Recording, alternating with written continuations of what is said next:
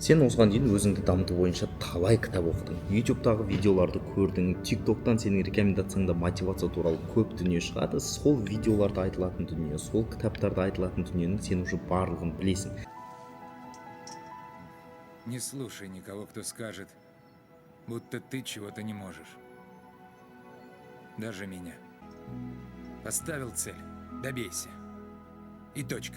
Тіпті білетінің соншалық сен өзің кітап жазып тастауыңа да болады. Бірақ қарап тұрсаң, сонда да бір дүние өмірінде жетпейтін сияқты. Себебі сен ол дүниелердің барлығын бай боламын, жетістікке жетемін деп оқыдың, ол дүниенің барлығын сол үшін үйрендің. Бірақ қарасаң, әлі күнге дейін ол жолда жоқсың, және кейбір моментте түсінбейтін дүниелер көп.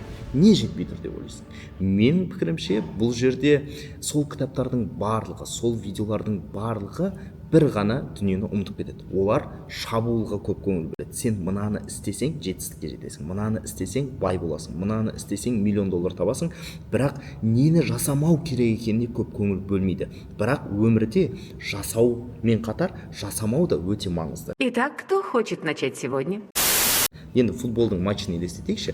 Мысалы, футболда танымал адамдар кімдер? Шабуылшылар, да? Роналду, Месси сияқты. Себебі ол қызық, ол жерде зрелище көп адам соны көреді. Бірақ шабуылмен қатар қорғаныштың да қаншалықты маңызды екенін түсінуіміз керек. Егер де Роналдудың жанында, Мессидің жанында қорғаушылары мықты болмаса, олар матчтарды ұтпайды. Олар үлкен трофейларды ұтпайды. Лига чемпионов деген сияқты, Ла Лига сияқты дүниелердің ешқайсысы да Роналдудың да Мессидің да түсіне кірмейді. Бірақ көп кітаптар, көп видеолар тек қана осындай қорғанысқа емес, шабуылға көп көңіл бөледі. Сол шабуылдың арқасында ғана үлкен жетістік жасау мүмкін емес, өмірде қорғанышты да үйренуіміз керек. Осы видеода мен сендерге 3 түрлі дүниені айтам. Бұл 3 дүние сен бас тарту керек әрекеттер. Себебі осы дүниелерден бас тартсаң, сен қазірден бастап өзіңнің үлкен жетістік, үлкен байлық, көп ақша, $1 миллион сияқты жетістіктерінің фундаментін, нық тұратын қадамдарын жасайсың, және осы қорғанышың мықты болса, ары қарай шабуылдарыңды басқаны оп-оңай қолданасың. Себебі жетістік деген не? Көпшілік жетістікке жеткісі келеді. Көпшілік бай болғысы келеді. Бірақ бай болатындар көп емес. Жетістікке жететіндер көп емес. Сол адамдардың ішіне, мынау өмірді бір жарыс деп елестетсек, сол жарыста өзінің бәсекелестерін ұтқан аз адам ғана осы жетістікте болады. Ал жарыста әрине біз жүгіруіміз маңызды. Бірақ бізге атака жасаған кезде қорғана білуіміз маңызды. Сіздерге айтайын, өмір постоянно, өмір әрдайым бізге атака жасайды. Сол шабуылдан қорғану өнерін айтамыз. Сонымен 3 түрлі дүние айтам. Әрине олардың барлығының приоритеті бойынша, маңыздылығы бойынша реттілікпен өседі. Яғни 3-ші пункт ең маңыздысы. Бірге болыңыздар, кеттік. Я видел достаточно. Ну, мы только начали. Ең біріншісі, жаман әдеті бар достар. Осы достардан бас тарту керек. Жаман әдеті бар достар бізді артқа тартатын ең басты дүние. Жаман әдетте біз нені айтамыз? Әрине, темекі шегу, арақ ішу деген сияқты дүниелерді қосқанда, бірақ тек қана бұл емес. Темекі шегу, арақ ішуді біз айтып түсіндірудің қажеті жоқ деп есептеймін, бірақ қажет деп жатсаңыздар, ойлаңыздар. Мысалы, арақ, темекі деген ол әрдайым бізге бір тәуелділікті тудырады да. Сонымен қатар ол миымызды улайтын дүние. Егер де біз кешке қарай, мысалы 20 мен 30 жастың арасында да кешке қарай бір ішіп алсақ, ол ішкеніміз біздің бір кешіміздің быт-шытын шығарады, ертесі күні быт-шытын шығарады.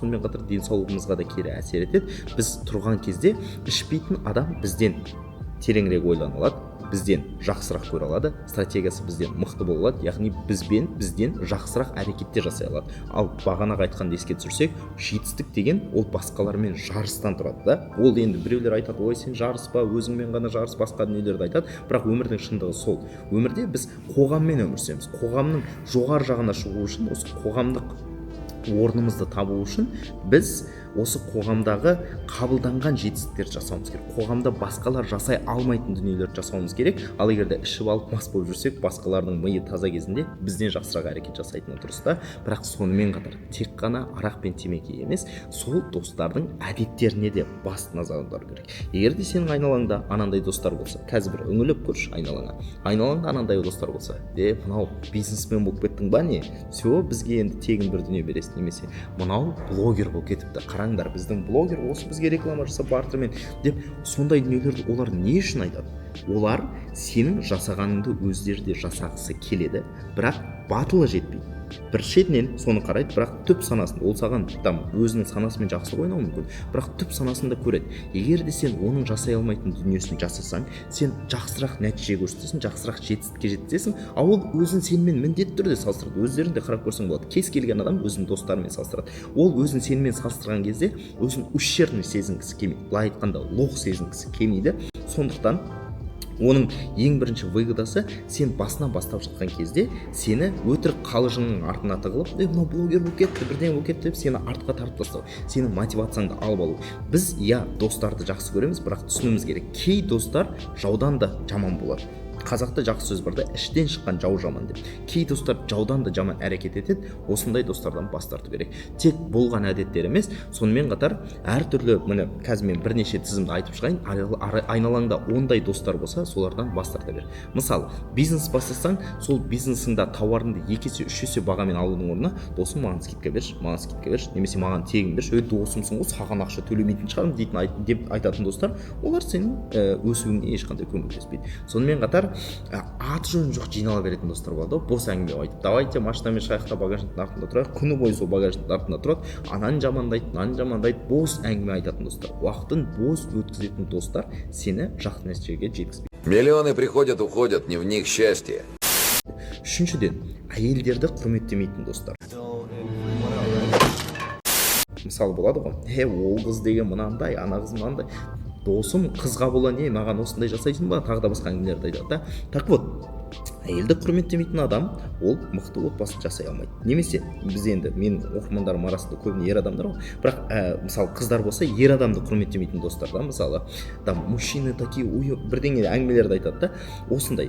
Яғни қарама қарсы жыныстағы адамды құрметтемейтін адам жақсы отбасын жасауы өте қиын да. Ал отбасы деген ол үлкен жетістіктің ажырамас бір бөлігі. Отбасың нық болса, сенің үйіңде барлығы тыныш болса, жақсы нәтиже, байлық, тағы да басқа дүниеге жету оңайырақ болады. Сондықтан қарама қарсы адамдарды бірден құрметтейтін достарды айналаға алған дұрыс. Және тағы мынандай достар болады. Өмірде болған дүниенің барлығына әйтеуір ол емес, анау кінәлі. Неге оқуға түспедің? Ой, ана жерде дейтін, НТ-да дейтін, оказывается, сатып алады екен ғой ел жұрттар. Неге маған жасамадың? Оның ректоры жаман екен ғой. Мына бизнес ашайын деп едім, арендодатель мені қуып жіберді. Мына жерде бірдеңе болды. Өмірде кез келген проблемаға өзі кінәлі емес, бәрі кінәлі, ал ол жертва. Өмірде дейтін бір зардап шегіп жүрген ғана адамда. Жертва позициясындағы адамдар әдетте жетістікке жетпейді. Ол сені артқа тартады. Өмірде біз түсінуіміз керек, кез келген дүниеге жауапкершілік мен ғана мойнымда. Басқа, мен мысалы құлап қалып аяғымды сындырып алдым ба, жауапкершілік менің мойнымда. Мен оған дейтін басқа біреуді кінәламаймын да. Дәл сол сияқты. Сондықтан өзіне жауапкершілікті ала алатын айналаңда достар жинау керек. Бұның барлығы не үшін айтам? Себебі сенің кім болатының, сенің айналаңдағы адамдардың қандай екеніне тікелей байланысты. Ортаң сені жасайды. Сен айтуың мүмкін, достардан бас тарту қиын ғой, басқа ғой деп ойлануың мүмкін. Ол да дұрыс, бірақ шешім қабылдау керек. Өмірде қиын шешімді қабылдау ол өмірдің ажырамас бір бөлігі. Сондықтан да елдің бәрі жетістікке жетпейді. Сондықтан да шешім қиын болғандықтан ғана елдің бәріне бұл қажет дүние емес. Егер де маған қажет емес, мен тұрып қазір қыдырып жүргім келеді десең, пожалуйста, ол да жақсы арман. Ал мен бай болғысы келеді. Ал мен жетістікке жеткісі келетін адамдар туралы айтып жатырмын да. Сондықтан маңызды шешімді қабылдау керек. Адам сенің жаныңда кішкентай кезіңнен бірге болды екен деп, онымен араласу, дос болу міндетті емес. Жаныңа жақын адамдармен дос бол. Мысалы, мен студент кезімде сондай оқиға болған. Мен бір рет достарымызбен ставка қойып кеттік та. Ставка қойып кеткеніміз соншалық біз дейтін қарызға кіріп кеттік. Бір күн айналамды қарасам, бәрі қарызда. Мен достарымды қарызда, мен де қарыздамын. Менің ортам сондай болып кетті да. Бір күні сол достарымызбен шешім қабылдадық. Так, достар, біз түзелеміз. Кім осыдан бас тартады, давайте бірге жүреміз, бас тартпайтын қосыламыз деп. Кейбір кісілер, кейбір достарым бас тартты, әлі күнге дейін олармен біргемін. Ал кейбіреулер бас тарта алмай қалды. Олармен мен уже дос емес. Убирайтесь. Вон. Олар артта қалды. Дәл сол сияқты. Содан бері студент кезімде сол жаман әдеттен бас тартқалы бері, сол достардан бас тартқалы бері, мен студент кезімнен бері бірде-бір рет өмірімде қарыз алып көрген жоқпын. Қазір шүкір, табысым, мысалы Дубайда отырмын, айына 5 миллион теңге осы жақта шығынға төлеймін. Мына квартираға 2-де 6 миллион теңге төлеймін. Спокойно төлеймін. Маған қатты қиын емес та. Осындай дүниелерге осы бір кішкентай ғана әрекеттер әсер етеді. Біріншісі ұзақ болып кеткен сияқты, екіншісі кішкентай шешімдерден бас тарту керек. Мысалы, қаржылық сауаттылықты оқытатын адамдар, мен соның бірімін, бірақ қаржылық сауаттылықты оқытатын адамдар былай айтады да, вот кофедан үнемде да соның ақшасын акцияға сал, соның бағасы көтеріледі, сөйтіп бай болып кетесің. Так вот, кофедан үнемдеу деген тым кішкентай шешім. Иә, сен кофедан қанша 2000 теңге үнемдейсің, 2000 теңгені былай салып қойып бай болып кетесің ба? Ондай бай болып кеткен адамдарды көрсетші, пожалуйста.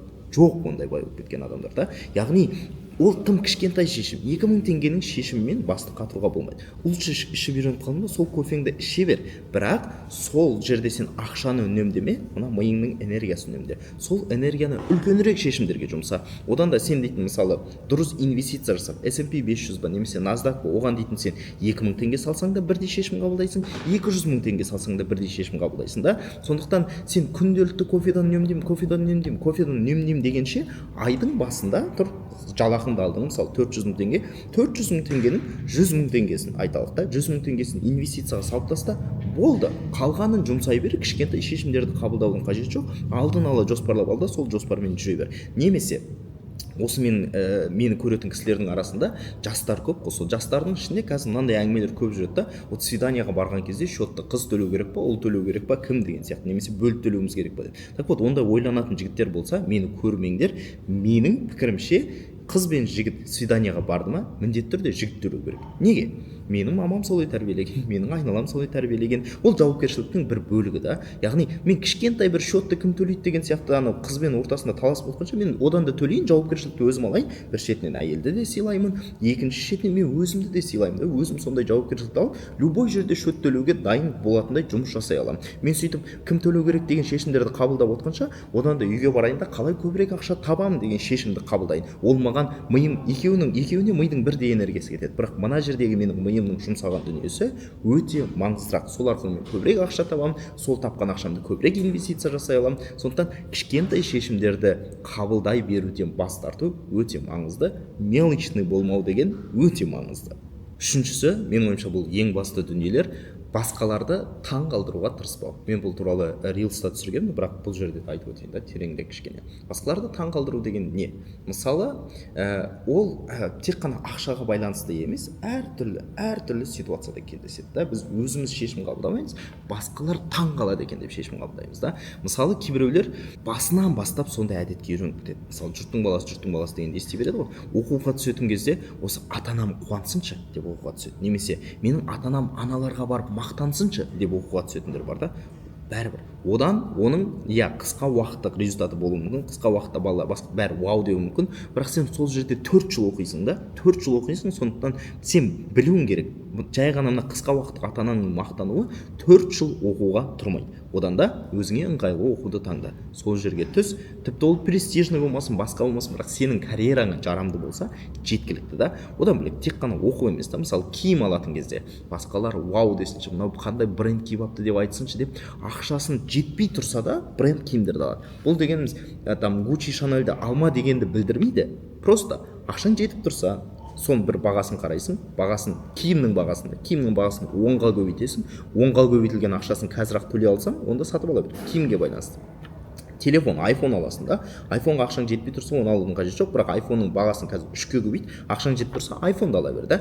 Яғни басқаларды таң қалдырам деп iPhone алма, сен өзіңе керек болғандықтан ал. Машинаны мысалы қазір менде де әлі күнге дейін сонда өтіп кетіп жатады, бірақ мен сол әдетпен өмір бақи әлі күресемін да. Мысалы машина алатын кезде мен машинамен келіп сырттан бәрі суретке түсіріп, машинадан шыққан кезде сондай дүние, басқалар вау дейді, таң қалады деп машина, бірақ ол машинадан мен қазір бас тартып жатырмын. Мысалы қазір Дубайда қарасақ, мен Santa Fe дегенді арендаға алып жатырмын. Ол елдің бәрі таң қалатын машина емес, бірақ ең ыңғайлы машина.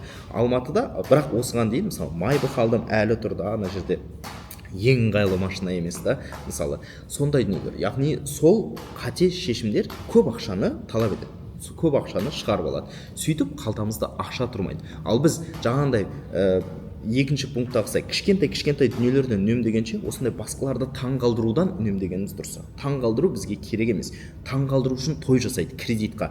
Осылар мені қазір жамандап қоюы мүмкін. Мынаның наны салаты жаман болыпты деп айтады ғой. Ең қымбатын бер. Той туралы айтып жүрсін. Немесе бізде үлкендерде кездеседі да, квартираны жасаған кезде залын үлкен қылу керек та, қонақтар келіп әрдайым таң қалдыру керек. Бірақ біз қонақты қазіргі бұрынғы заманда ол дұрыс болған. Ол туралы ештеңе айта алмаймын. Себебі қонақтың жиі келетін заманы. Қазіргі заманда мойындауымыз керек, күнделікті үйімізге қонақ жиі келмейді. Сондықтан ең бірінші орынға өзіміздің қалауымызды қоямыз, қонақтарды уже екінші орынға қоямыз. Себебі қонақ деген бізге айына бір рет келуі мүмкін. Сондай басқаларды таң қалдырудан бас тарту ол ең маңызды қасиеттің бірі. Сондықтан осы дүниені ұстатыңыздар. Ал жалпы негізі ақшаны қалай инвестиция жасаймын, қалай пассив кіріс жасаймын, қалай өзімнің табысымды көтеремін, қалай үлкен байлық жасаймын деген сұрақтар сіздерге қызық болса, онда осы менің YouTube парақшама тіркеліп қойыңдар, мына видеоға лайк басыңдар, менімен келісетін болсаңдар ойларыңды жазыңдар, кім келіспейді тоже ойларыңды жазыңдар, лайктарыңды басыңдар. Менің мына жерде Instagram парақшамды шығарып қояйын, TikTok парақшамды шығарып қояйын, еркін тд дейтін тіркеліңдер. Әлі талай ақпарат болады. Ал егер де менің тегін сабағыма қатысқыларың келіп жүрсе, мен мына жерде WhatsAppқа сілтеме қалдырамын. Және WhatsApp номерді да қалдырам. Соған сәлеметсіз бе сабақ деп жазсаңыздар, тегін сабаққа сіздерді тіркеймін. Тегін сабағым айына 500 мың теңге пассив кірісті қалай жасаймыз. Ол жерде қандай инвестициялар жасау керек, қандай акцияларды таңдау керек, ол акцияларға қандай уақытта инвестиция жасау керек, қандай табыс болу керек, соның барлығы қамтылады. Сонымен қатар біз қанша тапсақ та, айына мысалы жай ғана 300 мың тапсақ та, соның 10%-ін жинау арқылы ғана, тек қана бір ғана шешімді, үлкен шешім, кішкентай кофедан үнемдеу емес, үлкен бір табыстың 10%-ін жинау деген сияқты бір шешімді қабылдап, кейін сол ақша арқылы 50 миллион теңгені қанша уақытта қалай жасай аламыз, 100 миллион теңгені қанша уақытта қалай жасай аламыз, сол сұрақтардың барлығына тегін сабағында жауап беремін. Тіркелу үшін осы видеоның бірінші комментарийін міндетті түрде оқыңыздар. Сол жерде WhatsApp номер болады және чатқа сілтеме болады. WhatsApp номерға жазсаңыздар да болады, немесе чатқа сілтемені басып жазсаңыздар да болады. Сәлеметсіз бе сабақ десеңіздер, ары қарай менің менеджер қыздарым бар, олар сіздерге қалай сол сабақтың тобына қосылу керек екенін көрсетеді. Келесі видеода кездескенше.